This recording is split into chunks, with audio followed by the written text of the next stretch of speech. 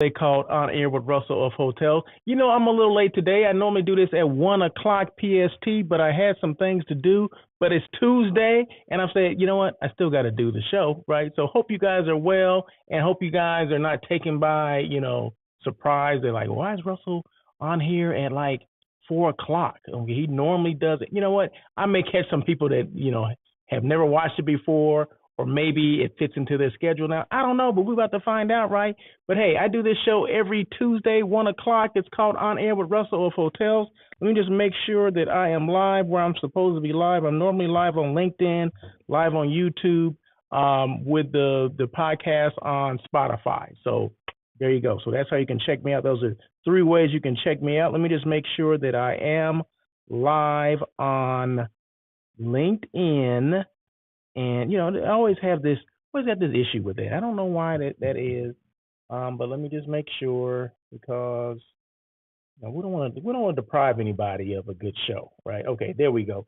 So yeah, happy holidays, everybody. Like, today is Tuesday. What is today? Tuesday, December 12th, 2023. Hey, shout out to the people that went to, or maybe they're going to Cal SAE Seasonal Spectacular there in Sacramento. That was a show that I used to love to go to. Haven't been there in quite some time.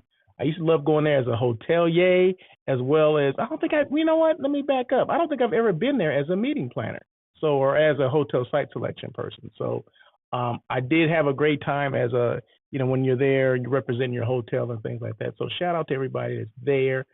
Wish I was there, but hey, sometimes, duty calls here, right? I can't make it there, but anyway, that's okay. The comment section is open, so feel free to make your comments if that's what you choose to do. This show is interactive, and today may be one of those shows that some people may want to interact on because, I'm getting into it today, okay? Because a lot of things that I do on the show are based on my experiences. So today's show is going to be based on my experiences. So dealing with something, and a lot of people can relate to this, especially people, meeting planners or hotel site selection people can relate to this. Hotel people should be able to relate to it as well, but they're on the other end of what I'm going to talk about. So, but we'll get into it in a minute. Like I said, this is the intro. This is the monologue first before the intro, before the show actually starts. So I'm about to pause myself, and I'm going to do the intro, and then we'll be back to start the show, okay? So give me a second, and let me just make sure what buttons am I supposed to push, right? It seemed like it's been a while since I've done this. So let me just make sure I push the right buttons. Yeah, there we go. We're ready. We're queued up and ready to go. So I'll be right back after the intro, okay? So you guys be patient with me, and thanks.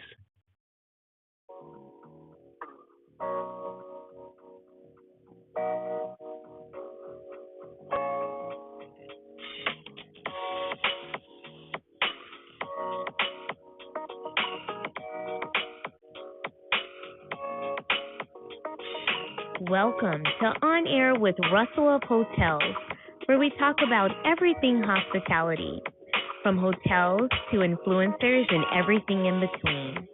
We will feature guest interviews with hospitality professionals who will share their experiences.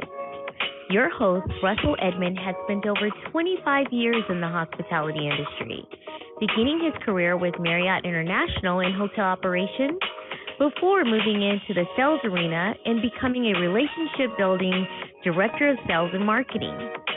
Russell then went to the other side as a hospitality entrepreneur.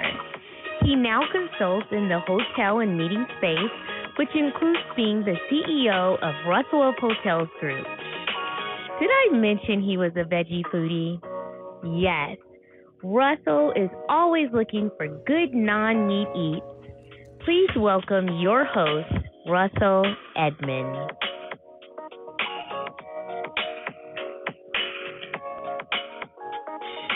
Hey, once again, thank you for joining On Air with Russell of Hotels. You know, that live hospitality talk show. Everybody's talking about it, right? Hey, I was live from the Hyatt Regency in the LBC last week, and I took a lot of photos and videos, and I said, you know what? This would be a good time to put those those photos and videos to use. I mean, this is what I do. It's kind of, to me, hotel site selection and content creating go hand in hand. I just happen to do both of those things, right? And I think I do them pretty darn well, where I'm showcasing hotels and things like that. Maybe hotels you didn't know existed, maybe hotels you have forgot about. I just show a little bit about those hotels to kind of put them top of mind for you. So that's what I do as far as um, content creating and hotel site selection and things like that. So this is a hotel that I don't think I've used this hotel before for a meeting, but I definitely have placed people in here, but not on a group, in a group situation. But groups of 10 rooms or more, just in case you did not know that. But anyway, hey, but thank you guys so much for joining. Happy holidays, everybody. Merry Christmas and Happy New Year to everybody. I guess that's what we say. Do we still say that stuff? I don't know. But anyway, you know what? You may not know about the high, but I have some vitals for you or some specifics for you. I always want to make sure that I don't just show hotels, but I let you know exactly, what when's the last renovation? That's people always want to know that, right? When's the last renovation? How many rooms do they have? How much meeting space do they have, right? When was that hotel built? Is that hotel new? No. Okay, well, I'm glad you asked those questions because I'm about to give you those vitals. Okay, so this is what makes the hotel beat. But anyway, I'm reaching right now. But anyway, I'm live from LA just in case I did not mention that a little while ago. But Hyatt Regency Long Beach in the LBC, 531 rooms. That's guest rooms. 23,162 square feet of meeting space. We always want to know that, right? Especially if you plan meetings for a living. 18 meeting rooms. So out of that 23,162 square feet, 18 meetings make up that. It was built in 1983. I didn't know that. I didn't know it was that old because the hotel looks good from the outside. And, I kind of look at, not that I'm looking at the structure and things like that, but I'm looking at how things are maintained. And it's well maintained. So it was built in 1983 and it was last renovated in 2021. So only a couple of years. And just as a rule of thumb for hotels, for most hotels, it's about 7 years, 7 to 10. I think they've kind of pushed it up now. So every 7 to 10 years, you want to do some kind of a renovation, if that's major, if that's, just soft goods, whatever. You want to do something, at least 7 to 10 years, stuff like that.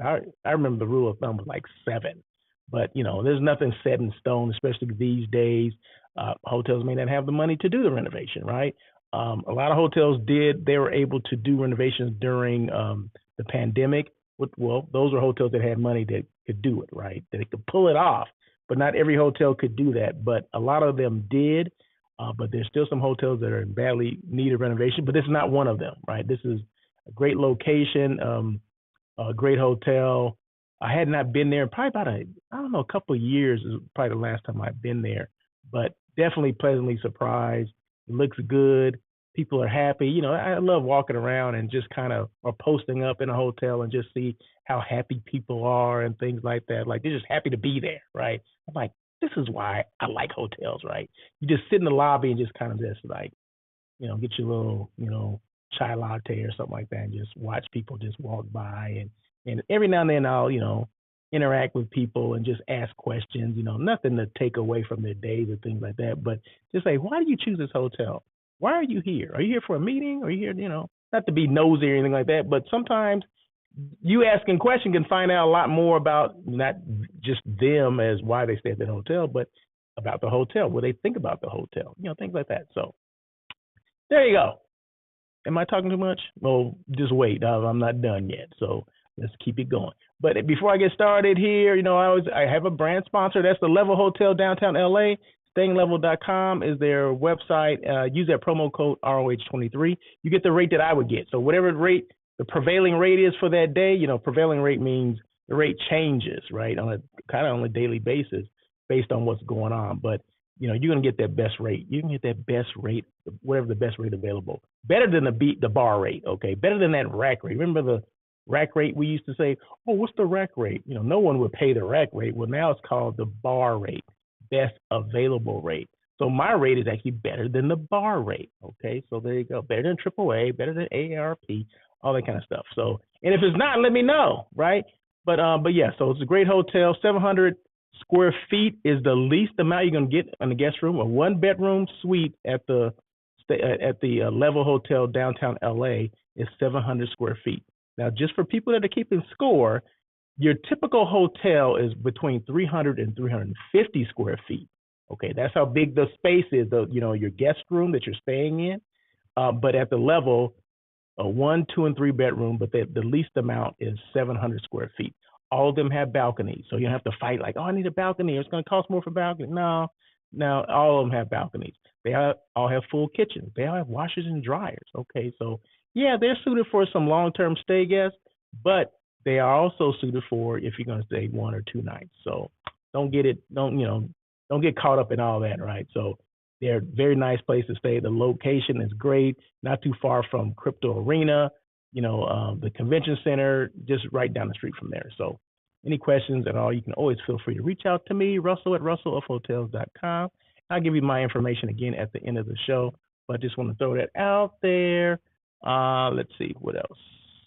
Boom, and then as I change scenes, you'll see different photos and videos of the Hyatt Regency Long Beach. Of course, this is a pool area, very nice, very inviting, all that kind of stuff. So it's all about, like I said, to me, it's all about showing off the brand. I'm a brand show off. Did I mention that? I'm a brand show off.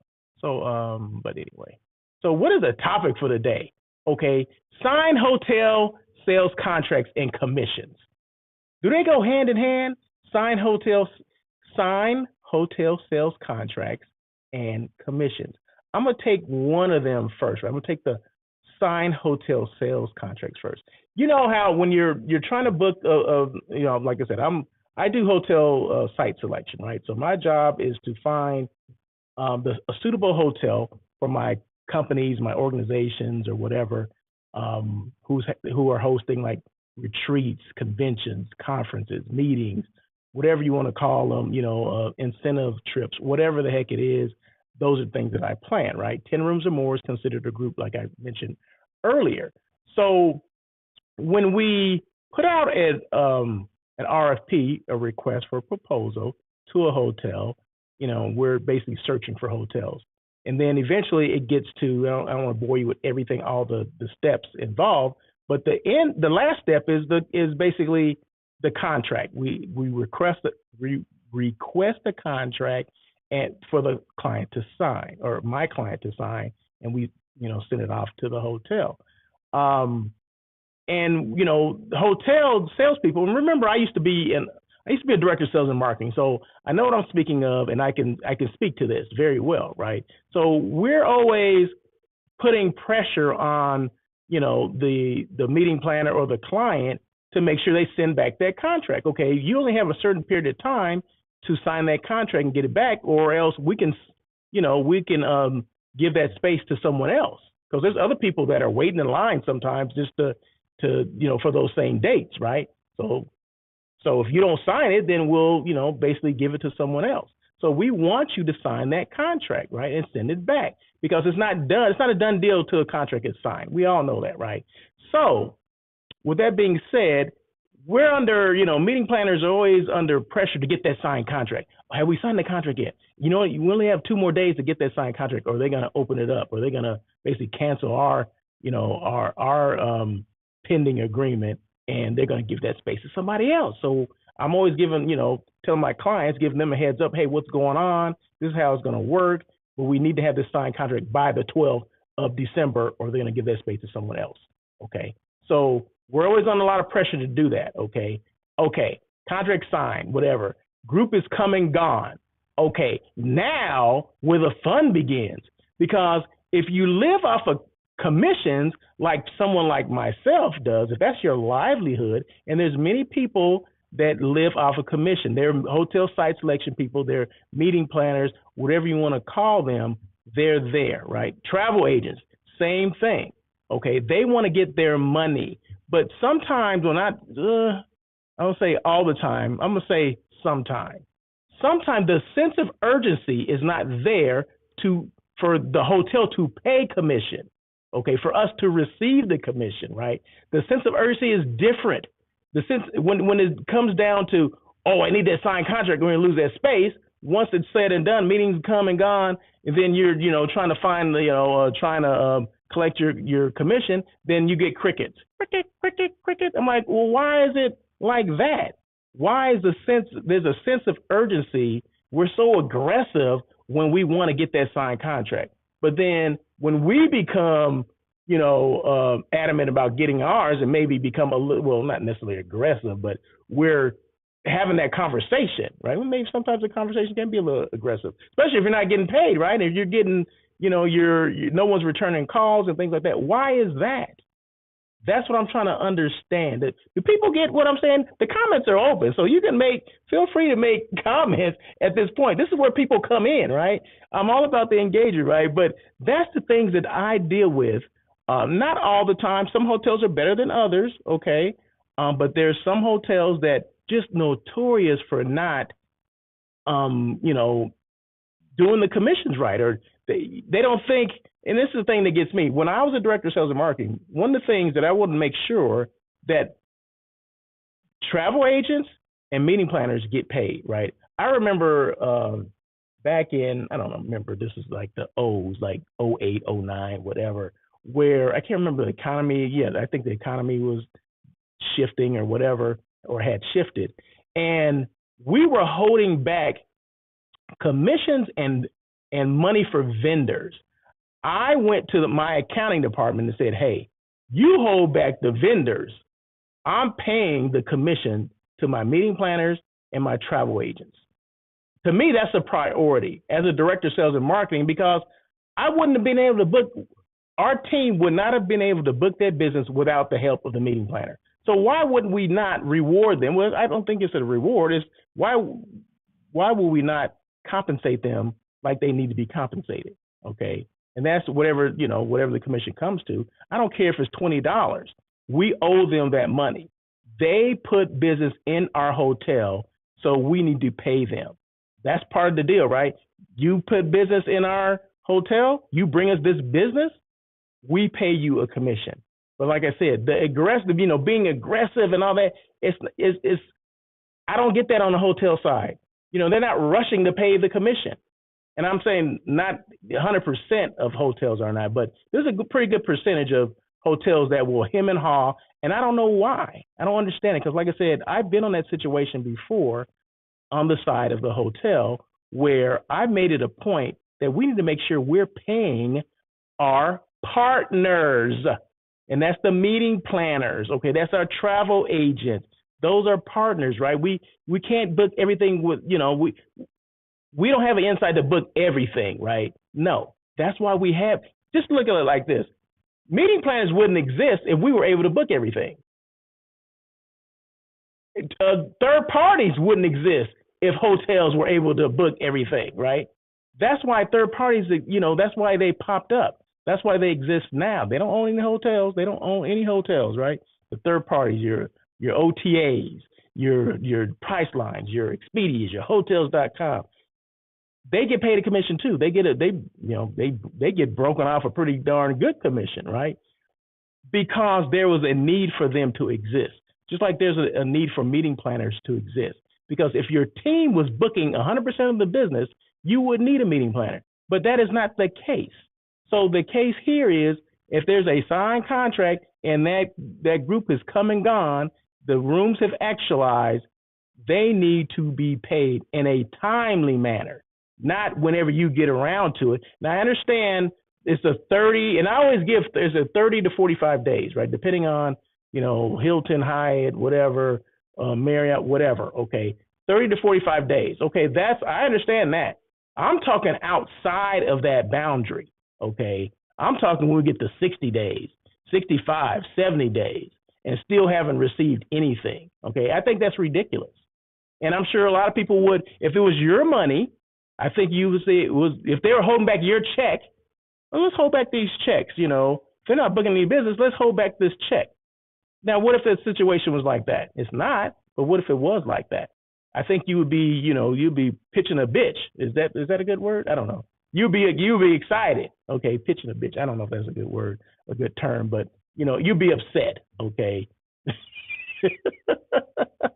As you can see, hey, I'm animated about it because it happens too regularly and we're too comfortable with it, right? So, of course, I have some things here and maybe maybe increase the chances of getting it like we should get it, or receive the commission like we should, right? Or when we should, right? Like I said, this is outside of the 30 to 45 days. We'll give you the 30 to 45 days because that's standard. I understand that, okay? But when we're talking about 50, 60, 65, 70. I remember waiting like 100 days to get a commission. I'm like, what the heck? So, okay, clearly define, and let me get to my clearly defined agreements. Ensure that terms of commission payments are clearly defined in the initial agreement between the hotel and the site selection company. This should include specifics on when and how the commission will be paid. Okay, is that in the agreements? This is what's going to be paid. This is how it's going to be paid. It's going to be paid electronically. It's going to be paid via check. What information do you need? I mean, I always include my IATA number, which I do have an IATA number, and I asked them, I said, are you going to request a W-9 form? I mean, this is old school when you're asking for that, right? I give it to them. If it's a hotel that I have not done business with before, i.e. like independent hotels or whatever, I include my W-9 because I don't want any delay. So I'll include my W-9 form and all that kind of stuff with the signed contract and everything, because I don't want any delay. So you want to make sure that you do have all the information there before, before the group comes and goes, right? You want everything in place. So when the group is gone, you're not like the accounting department, which they'll get involved. They're not asking like, hey, well, we didn't get that W-9, or we did. Do you have an IATA number? We don't remember seeing an IATA number. No, I'm giving you that stuff up front, okay, before, because I've learned, right? So these are things based on, like I said, it's based on my experiences, right? So these are things that I've learned, and I say, you know what? I'm going to make sure that they have this stuff so they can't use that as an excuse, right? So clearly define agreements. The second one, open communication. Maintain open lines of communication with hotel sales managers. Discuss the importance of timely commission payments and emphasize the mutually beneficial nature of the relationship. So just maintain the open communication. Okay, I got what you're saying. You still communicate with them. You contact them every whatever, just to make sure everything's going okay. You may have some more groups for them, whatever. But you just want to make sure that you let them know that you are still that commission is still pending. You have not received it. So you want to make sure that you have a good relationship. And a lot of us, we do have great relationships with our hotel people. And I understand sometimes it's not in the sales manager's hand when it comes to commission, but we need an advocate. So that's where that open communication comes into play, because we need an advocate in the hotel, specifically the hotel sales department, specifically that person that helped you book that business that you partner with, that in order for me to continue to send stuff to you, I mean, wouldn't you want to pay that person? Wouldn't you want to make sure they're getting paid? So, I mean, one thing we don't want to do is start getting, well, let me get your DOS involved, or let me get the general manager involved. Let me take it up to the corporate level. We don't want to do that, right? And we shouldn't have to do that. So just keep the lines of communication open. The third one, include terms and contract. Okay, include terms and contract. Include specific terms related to commission payment timelines in the contracts between the hotel and the site selection company. This adds a legal dimension and reinforces expectations. So if you're, constantly having to fight this and fight that, but sometimes we have to get with our clients, let them know that, hey, this is going to be in the contract. This clause is going to be in the contract, because I don't know how everyone else does this, but as far as me and my business, I make sure that my client knows that I'm getting a commission from the hotel. Okay. First and foremost, I'm always transparent with that. So if you're transparent, then they don't have a problem with certain things that will be in the contract. So if that's some terminology in there, as far as you getting paid on a timely manner is in there, most clients, if you're, like I said, if you're transparent with them in the first place, they're not going to have an issue with that, because remember, they have to sign the contract, right? As long as my name appears in there, my company name appears in there with my IATA number, and whatever terms and conditions are based on me, they're okay with that. So I never had any issue with that because, like I said, I've always been transparent with my clients. So make sure if it comes to that, we start including terms in the contracts. There you go. Or the hotel, they may bitch and moan about it. I don't know. I haven't had anyone complain about that yet, and I haven't used it with every hotel, right? So some of the hotels that I've used before, I don't use that in there. But the newer ones that I have coming up, like hotels I never used before, I'm starting to put that language in there because I don't want any. A lot of us can't afford that, right? We can't afford to have any delay in payments and all this kind of stuff, right? So just imagine if it was your money, would you want, how would you do it? Automate processes. Explore the possibility of automating commission payment processes. Automated systems can help streamline transactions and reduce delays associated with the manual process. Yeah, but even sometimes if the hotel's not doing their job, it doesn't get to the powers that be. Okay, so I think Marriott has, I think it's called MI Partner. Hilton has Fast Pay or whatever. I'm gonna give you a situation that just happened to me. Okay, about 30 days ago, I get an email from the Fast Pay department. Okay, that's who pays the commissions for people like me, hotel site selection people or meeting planners, right? So, and they wanted to update my address and they wanted to update a W-9, which included my address, right? So, of course, I send that stuff in, right? So I thought it was in reference to a payment that I was getting from them because I was due a payment, right? So I'm like, okay, they're on top of the thing. They're on top of their game. Okay, I was like, wow, this is cool. So I sent it out. I filled it out. They even gave me the form, right? The W-9 form and everything. So they gave it to me. I did it, click, boom, they got it, okay? So I responded back to them, say, you got it. Did you make sure they received it? And they said, yeah, we received it. I said, so you must be, I said something like, you must be working on that commission. They said, oh, no, this had nothing to do with the commission. We're just updating our records. I'm like, okay, all right. So 45 days passed since this group was at this one particular hotel, right, which was a Hilton hotel. And I didn't get anything. I haven't heard anything from the FastPay people. So I emailed the director of sales there and said, hey, waiting for this commission, still pending. They said, we send the thing in, meaning we did our part and we send it to FastPay. Okay. So I said, you should be getting it, in the next week. I'm like, okay, cool, great. And it was going to be a physical check. So I'm like, wait a minute. The last check I got from them, it was an automated process, right? It was electronic. Just went into my account. Well, for whatever reason, they're writing the check. They're going to send a physical check to me. Okay, it's supposed to be an automated process, but they're going to send a physical check. I said, okay. So I waited another 2 weeks, still didn't get it. So I resent another email to the director of sales and basically said, hey, I haven't received anything. Can you follow up? So she follows up, sends me this, has my name on it and everything, but it has an address in Washington. Now, you guys know I'm in Los Angeles, right? There's an address in Washington State. I'm like, where the heck did that come from? I just literally 30 days ago sent them an updated thing. And now they're sending it, and now make a longer story short, they have to recut the check, right? They have to stop payment on that check, recut, and mail it. How long do you think that's going to take? See, that's the stuff that I'm talking about. Although we talk about automated processes, but if you don't have the right information on your end, we run into things like this. I'm like, what? Are you kidding me? And I basically, to my director of sales, I said, are you serious? Are you kidding me? Unbelievable. Those are my words. That's all I said.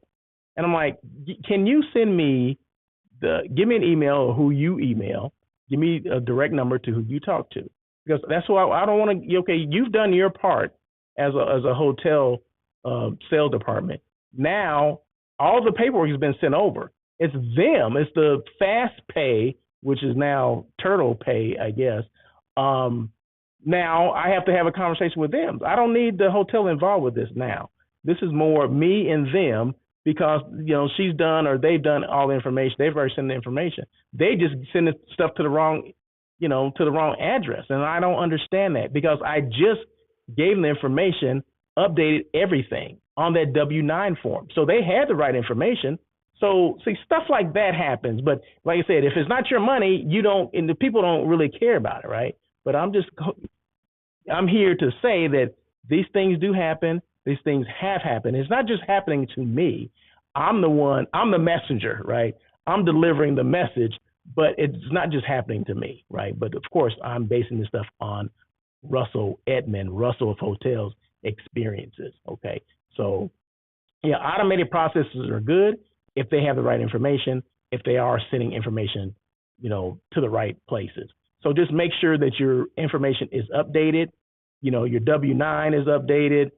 Your address, if you change your business address, your mailing address, make sure, and that's where you get all your mail, including your checks, make sure that stuff is there. If you have any, if it's like a direct deposit situation, make sure that your accounts they have the same account that you had set up, 2 years ago, to make sure it's going in the right account. Okay, so those are things that we have to do and follow up on a regular basis. The next one, regular follow-ups. Implement a system of regular follow-ups to track the status of commission payments. This could involve periodic check-ins or automated reminders. Yeah, you can do that. I have a system. What is it? Salesforce. Okay, I use Salesforce. Okay, for my business, so I can put messages on there so they pop up on my screen like, "Hey, commission is due." Or I actually have a physical calendar that I write every appointment that I have, every trip that I'm taking, and I'm looking at it right now, right? So I'm looking at it. It's like real time. I ain't got to hit the button. I ain't got to wait for something to pop up. It's right here. So I always put 30 to 45 days out. I'll put commission from XYZ Hotel. Okay, so it's there, right there. So I know on the 20th, I have to follow up with a commission if I haven't received it yet. So boom. So we got to do our homework too, right? We got to do our stuff too. And I get it. That's why I'm talking about this stuff, right? So what's the next one? Collect feedback. Is that what it is? Collect feedback from hotels about any challenges they face in making timely payments. Yeah, why are they not making timely payments? Are we able to, ask them? Ask for feedback. What is the holdup with you guys making this payment? Why can I not receive it? And you got to take notes because sometimes you don't want it to escalate, but sometimes you got to take it to another level. If you're not getting it, and that hotel basically is self-sufficient, they don't have a centralized accounting and this and that. A lot of independents are like that, where everything is based there in the hotel. So you want to make sure you're taking notes and all that stuff, just in case you got to take it to the GM. Okay, like, hey, I've exhausted everything. I'm exhausted. Now I'm getting you involved. Can you help me collect this money? I mean, that's all you can do, right? And then the last one, legal recourse. Nobody wants to get into that, right? We don't want to do that. While it's generally best to resolve issues amicably, yeah, we always want to do that, right? But having a legal clause for legal recourse in contracts can serve as a deterrent for non-compliance. There's always going to be there's more great hotels out there that will take care of the situation than bad ones, but every now and then those bad ones will creep in there, and you got to have some recourse, right? And sometimes it has to come down to legal. I know a lot of our contracts we don't have legal recourses in there for meeting planners, but moving forward, watch, these things are going to start popping up, especially if you're not getting your commission payment in a timely manner. And like I said, I'm going to say this again, this is outside of the 45 days. So if you say accounting pays in 45 days, okay, for the first 45 days, you're good, right? You're golden. But 46 days, I'm on the phone. Like, where's this darn check? Hello? You said 45 days, right? And we need to make sure that language is in the contracts as well. See, we're not asking for that language to be in the contract. If the salesperson is saying that, well, it needs to be in the contract then. Then that way, okay, 45 days, what happens if you pay your mortgage late or your rent late? They start putting the fees on top of that, right? I'm just saying.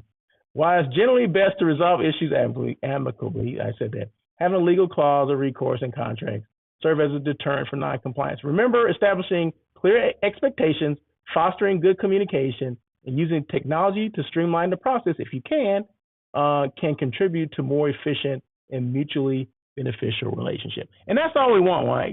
That's all we want, right? Is a great relationship, continued success, partnerships that go on forever. That's what we want. But if you're not paying commissions on a timely manner like you should be, and you should be, shame on you. Shame on you. I'm doing that. Nanny. Shame on you for doing that. And like I said, that same vigor that we're trying to go after these signed contracts, it should be the same thing. You should be an advocate for meeting planners or hotel site selection people like myself. That's all I'm saying. Okay, be an advocate for us when when we're looking to get paid. We're looking for that bag too. Just like you take a bag home every 2 weeks, we want our bag too, right? Hello.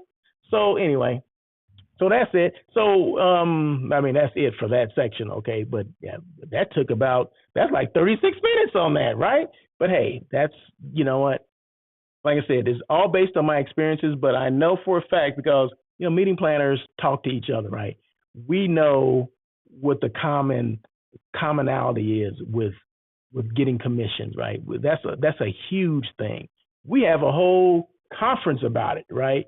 I go to Independent Planners Association conference every year. We talk about that. That's always a hot button, right? That's always one of those topics that gets heated because we want to make sure we're getting our commission, right? It's only right. You wouldn't get that business without us. And some hotels seem to think that they would.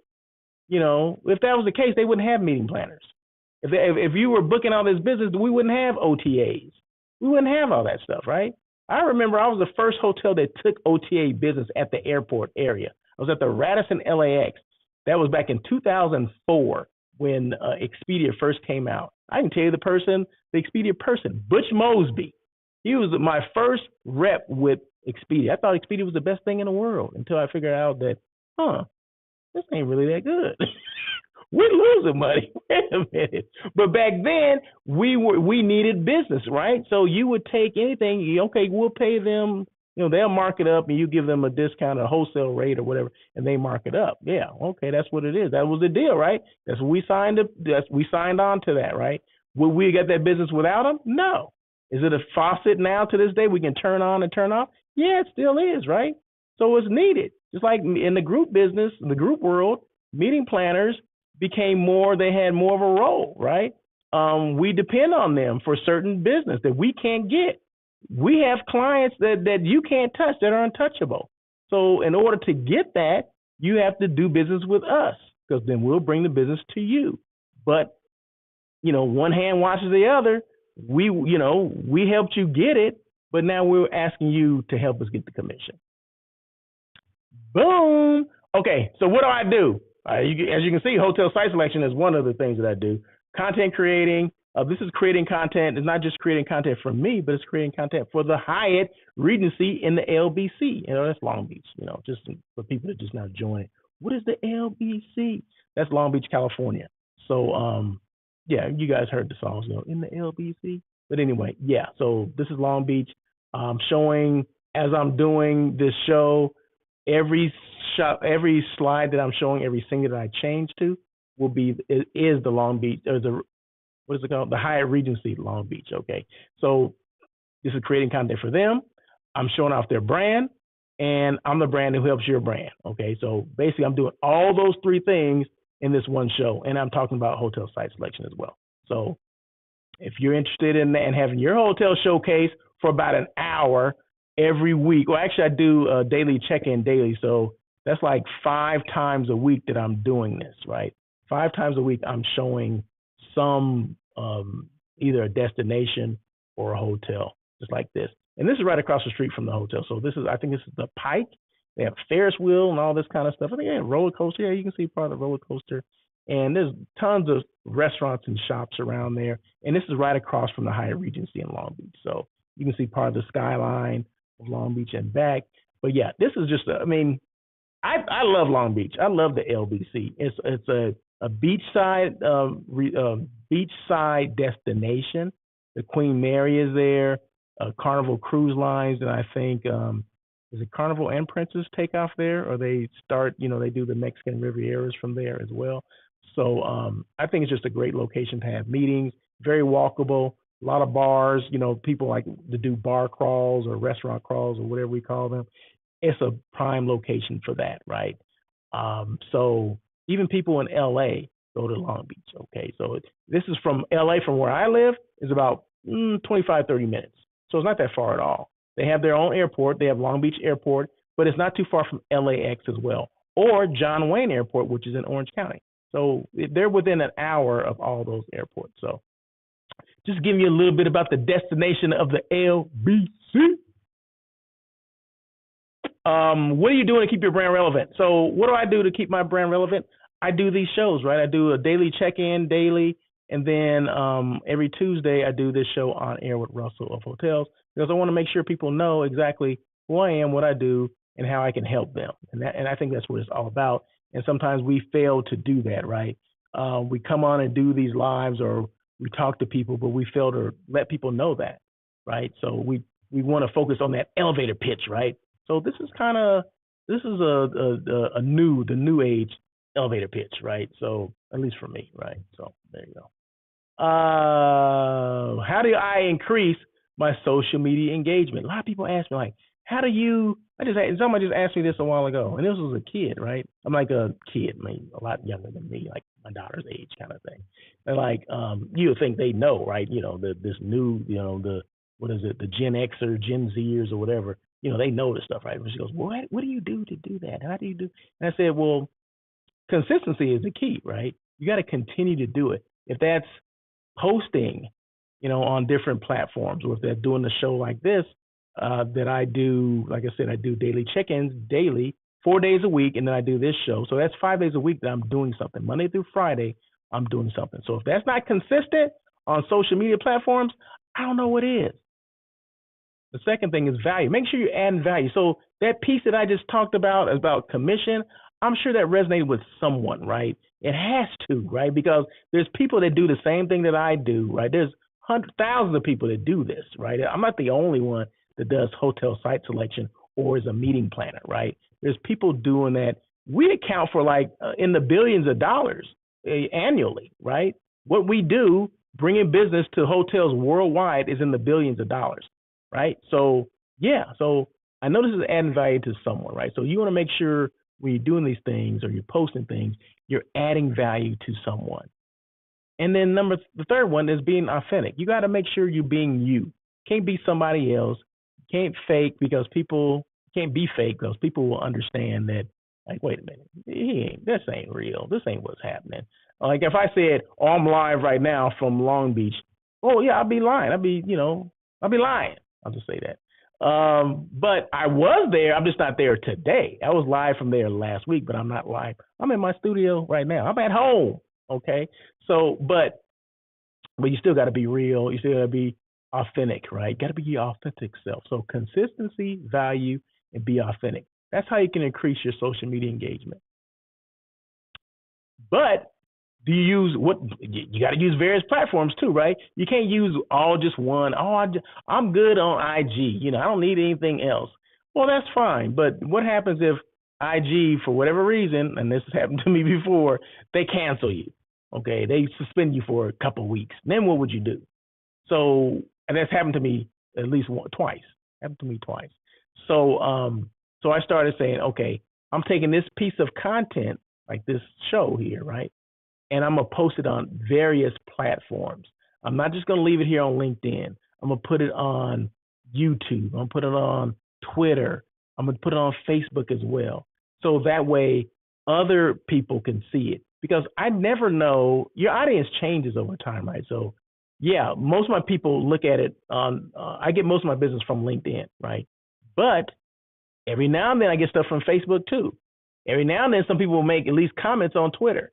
I'll put little excerpts on TikTok too. I get comments from there. So, I mean, so you never know where your audience is going to come from. I mean, you'll know where the biggest percentage will come from. But what about the one offs, the two offs? Every now and then so you have to make sure that you're not just devoted to one platform. You gotta do. I'm not gonna say do all of them, but I do at least five. I do at least two. Okay, do at least two. I do about five. Okay, I just do because I don't want to miss out. I don't miss out on anything. That's the thing. You never want to miss out on anything, and that's not what I'm trying to do. Who's hiring? I got a couple here, right? Cambria, El Segundo, and these are basically in the greater LA area. Who's hiring? Cambria, El Segundo. They're looking for a sales manager. Hey, Hotel Per LA. That's downtown LA. They're looking for a GM and a sous chef. Okay, you want to get your chef on? Go to the Hotel Per LA, and these are all on H Careers. So just go hcareers.com. That's where a lot of hotel people go to see what jobs are open, as well as LinkedIn, as well as Indeed. Okay, so those are probably the three main platforms that people look for jobs, hotel jobs. Highgate Hotel, LA, they're looking for banquet servers. Now, Highgate, I'm not sure which hotels those are. I want to say they have the, what's Highgate have? They have the Hotel Figueroa downtown. And if I'm not mistaken, they have the Sheraton Four Points at LAX. So those are at least two hotels that I know that they have. But they're looking for banquet service. And then the Hyatt House El Segundo, they're looking for a director of sales and marketing. Hey, okay, I see you. So there you go. Back to seeing that Ferris wheel. We're almost done here. We're almost done going up the escalator. Three P's. I always mention these three P's. What are the three P's, Russell? What is ROH? What does that stand for? Russell of Hotels. Oh, okay. You got three P's. What are the P's? Purpose. Know why you do what you're doing. I mean, I know. I just told you why I do what I do, right? I do hotel site selection.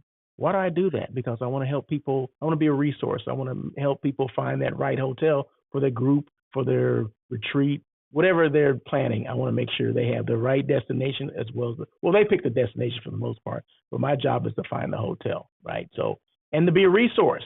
So I love that. The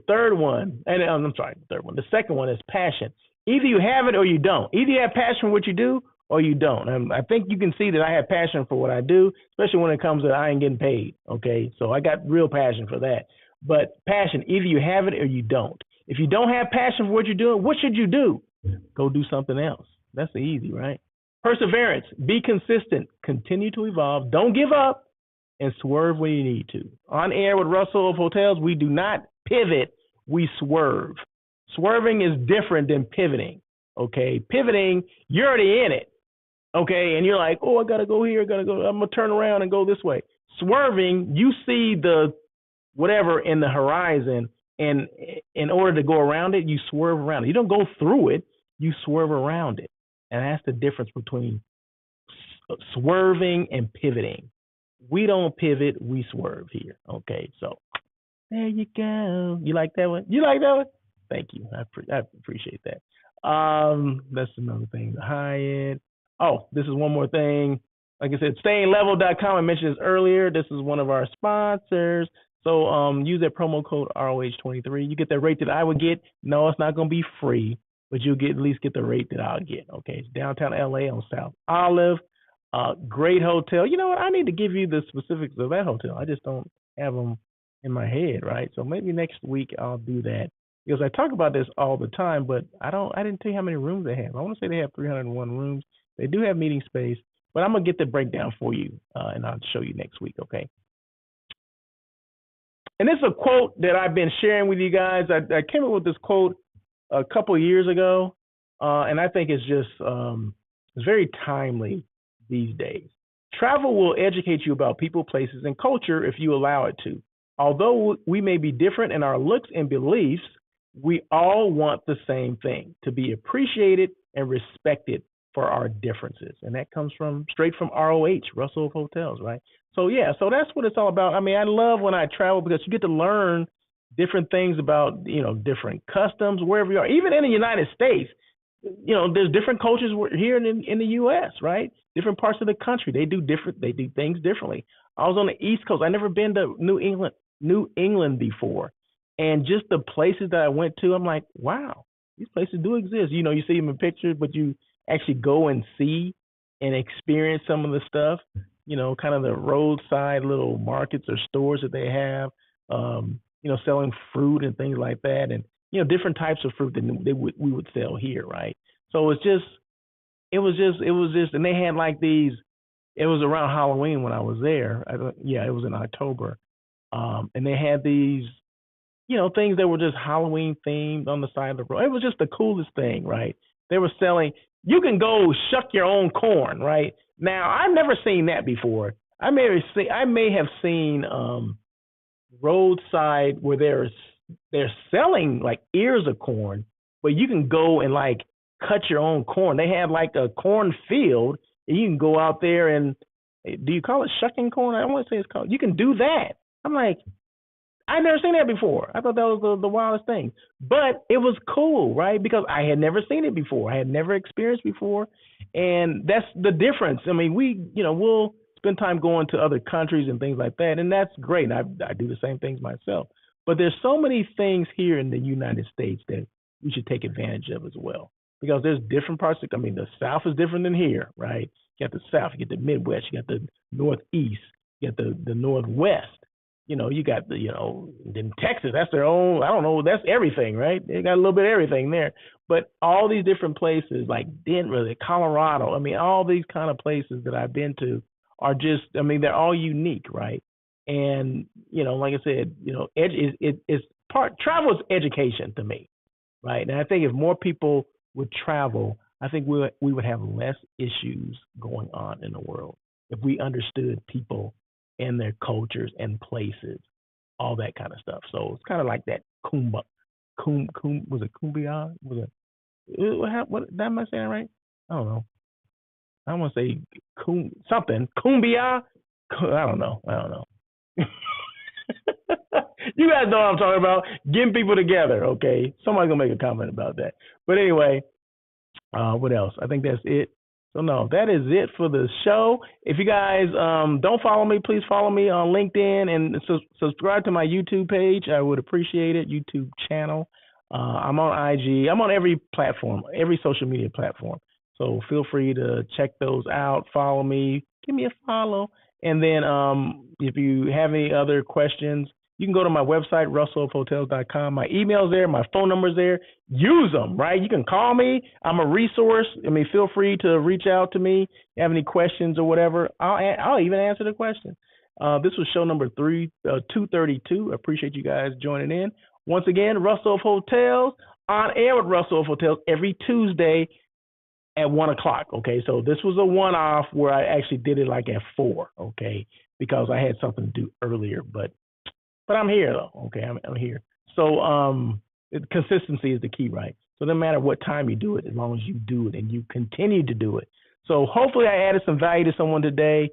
You guys have a great week. Happy holidays to you. If I don't see you again, Merry Christmas, Happy New Year, and just happy holidays to everybody. So until next week, or actually until tomorrow, you guys have a great day. Listen to some parting music, and peace.